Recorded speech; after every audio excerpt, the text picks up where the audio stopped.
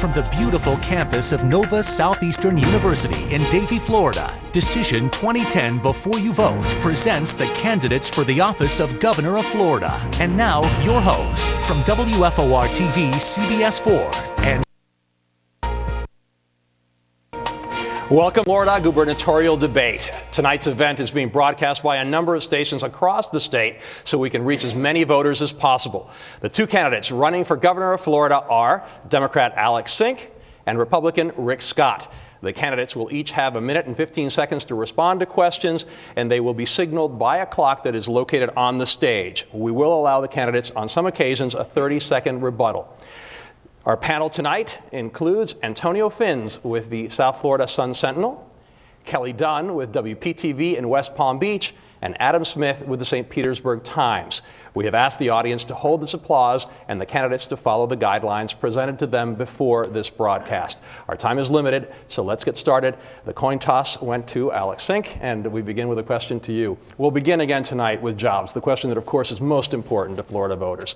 You have proposed spurring hiring by a series of tax cuts and tax credits, and to pay for that, you're talking about some spending cuts. Your opponent is talking about cutting $6 billion and bringing the government back to size that it was back in 2004.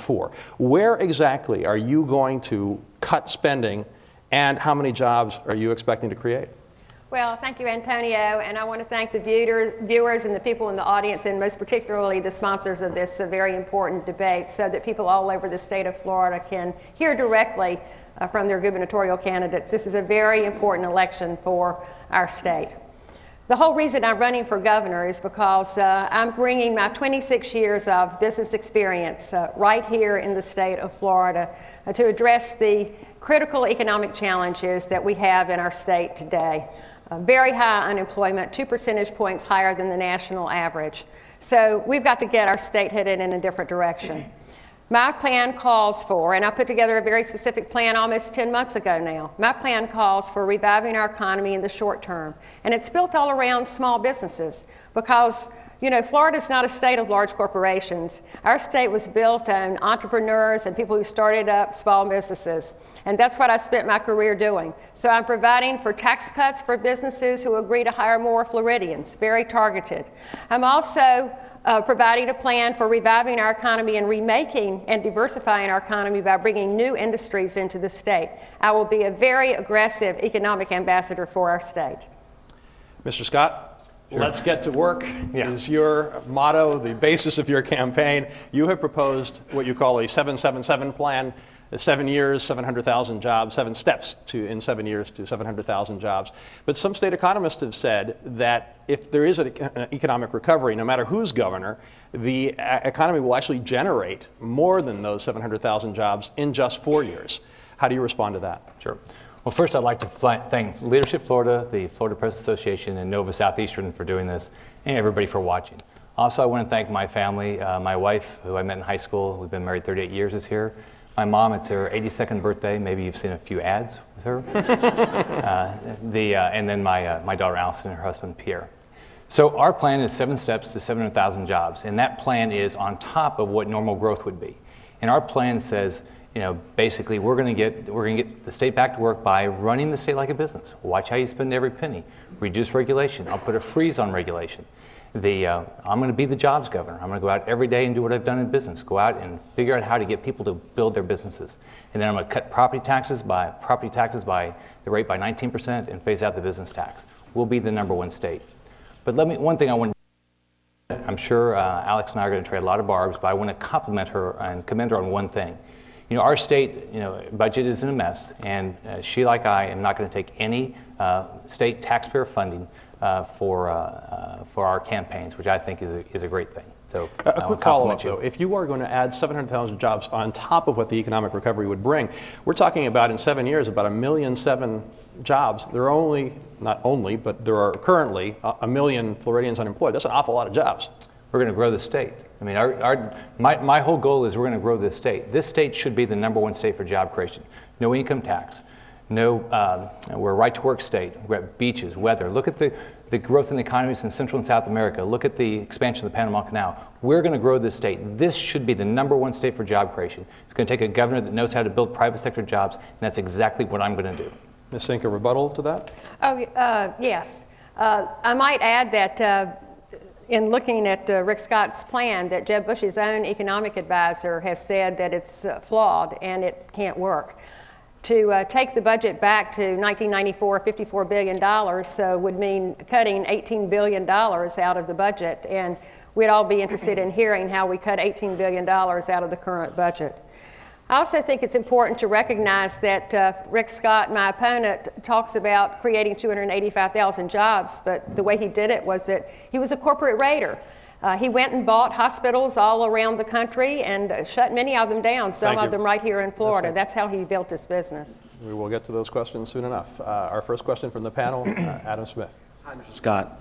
Part of your plan is to cut the state workforce by 5%.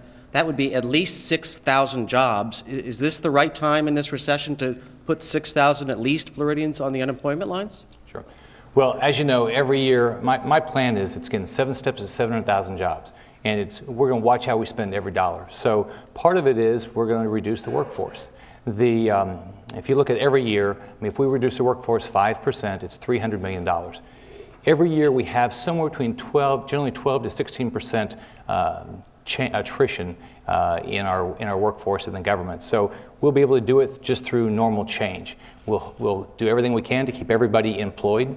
But look, we've got to get this money back into the hands of the taxpayers, the people that build businesses, the people who are worried about making sure that they can make ends meet. The more we do that, people will build their businesses. This country, this state is built on people that want to build their businesses.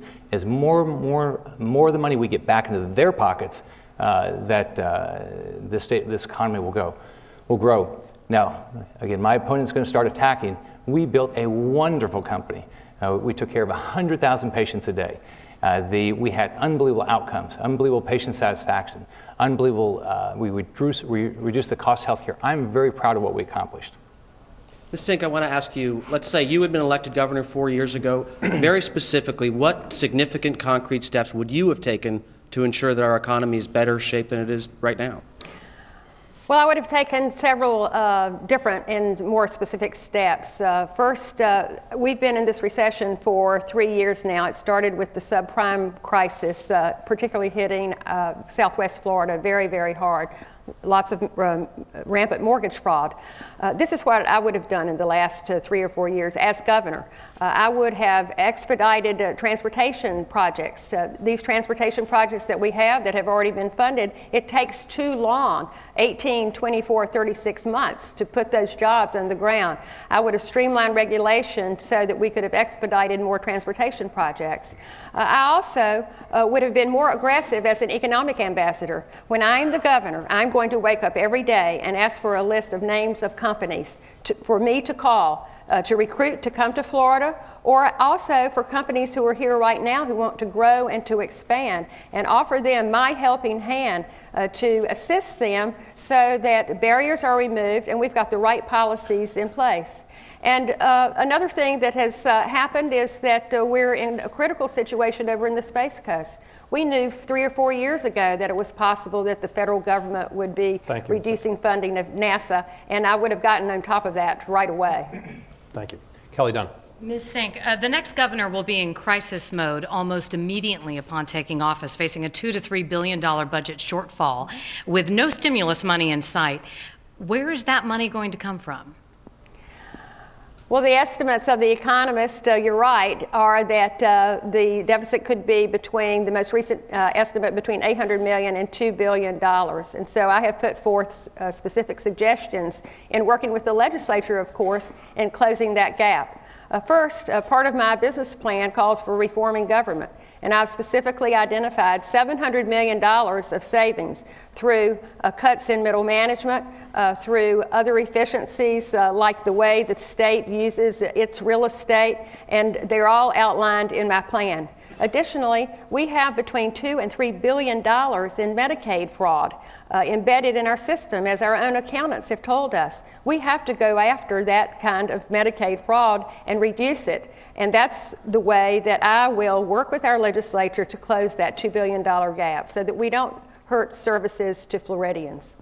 Mr. Scott, how would you come up with the $2 to $3 billion shortfall? Sure. What I would do is do exactly what's part of step one of my plan. It's called accountability budgeting. You go back and do exactly what you do in a business. You look at every agency and you say, can I do that less expensively? Is it a priority? Should we continue to do that? So if you do that, there are significant savings. We would also, exactly what you do in business, you benchmark other, in this case, you do other states, and you say, can they do it less expensively? Can they get better outcomes? As you do that, you can save significant amounts of money. If you look at my plan, we've benchmarked other states, and we've seen, we can show there's significant savings. Now, my opponent talks about how she can save $700 million. Now, that's Obama math, because on the other side of that, our Senate president has sent her a letter saying, how are you going to pay for the $12.5 billion of new spending your proposals have, your promises have, are going to cost us? What tax does she have to raise? She's already backed taxes and payroll and sales and cable and water. Is she going to have to propose an income tax? May I respond to that? You may. You 30 seconds for a vote. Well, the first thing I have to respond to is that those charges of those billions of dollars are absolutely outlandish. Rick, we can't trust anything you say. You're out there, you've been throwing mud out. Hold it down, guys. You have been throwing mud and negative advertisements ever since the Republican primary, and your charges have been outlandish. There is not a single provision for any kind of tax increase in any of my plans, my transportation plan, my energy plan, my environmental plan, my economic development plan. It's just not there. And this is just a fairy tale fabrication. A rebuttal? Okay. You received a letter from Senate President Mike Herodopoulos. You didn't respond. What is the number? You're proposing significant, you have big promises. What is the number that you're proposing? Because we're walking into a $2+ billion deficit, all right? We know we have to save money. Obama math doesn't work here. I mean, you can't reduce it by, say I'm going to save $700 million, and then you're going to spend $12.5 billion. What is the number, and what tax will you increase? I have to respond to that. I will allow you to keep rebutting each other. 30 seconds, please. I don't know what Obama math is. What I do know is that I was a 4.0 math major at Wake Forest University, and I know how to add numbers. Let's continue. Antonio Finch. Let's talk about education. Starting with Mr. Scott. Earlier this year, Governor Christ vetoed legislation that would have directly tied teacher salaries to student performance. If you're elected governor, would you sign that measure if it came back next year, or would you change it? Sure.